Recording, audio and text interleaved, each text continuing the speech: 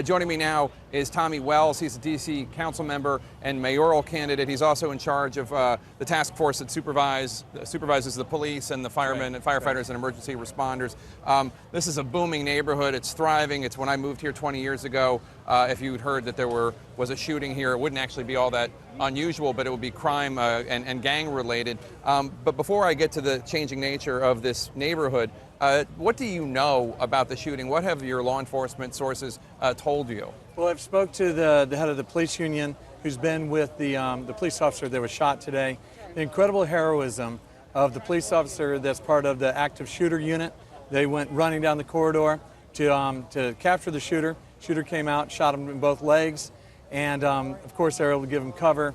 And then the incredible work of the fire department to get in there and pull him out, and the paramedics that helped him, put him on the ambulance, and he's in surgery. He's going to be severely wounded, but it looks like he's going to be okay. But I believe they shot through the leg, and they're having to reattach the leg. Not to go too far into that, but the incredible heroism of what our police do when there's an active shooter is just extraordinary. That's right. We're told that the call to the Metropolitan Police Department came in shortly before 8:15 this morning here in Washington, D.C., and within 7 minutes, an active team ran into danger just while everyone else was running away.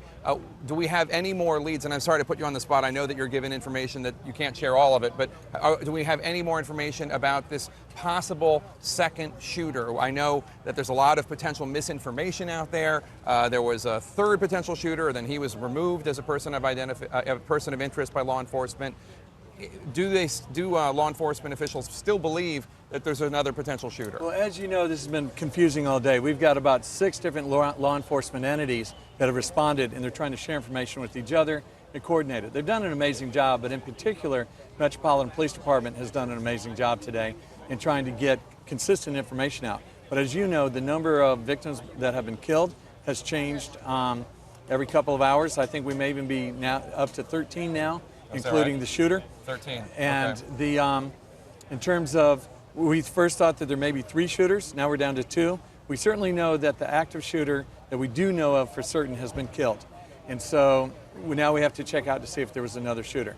Of course, the Senate, the U.S. Senate, just a few blocks away, they're on lockdown right now because of this potential threat of a second shooter, I would presume, although the House of Representatives still in business. Let's just briefly turn to this neighborhood because what has happened to this neighborhood in the last 10 years is an amazing story. I know part of it is because the city has put a huge effort into building Nat Stadium. I'm a Phillies fan, but I can appreciate Nat Stadium really helping to bring this neighborhood back to life. I don't think that this shooting is going to hurt this neighborhood. Do you? This is one of the fastest growing neighborhoods in America, and it's really one of the best new neighborhoods in America. With all the different transit options, you're right here at the shadow of the Capitol, and we have the Yards Park. The things that have done here along the Anacostia River to re-embrace the river as an active, wonderful place to be. We've got 3 new parks here. They rival any new parks on the East Coast. This is an extraordinary investment, but a partnership with the federal government as well. The area that we're developing used to be part of the Navy Yard once. Right. And so now it's, we're developing it here. But yeah, this is an amazing new neighborhood, and we're going to probably have another 10,000 people move here in the next few years. All right, City Councilman Tommy Wells, thanks so much for joining us.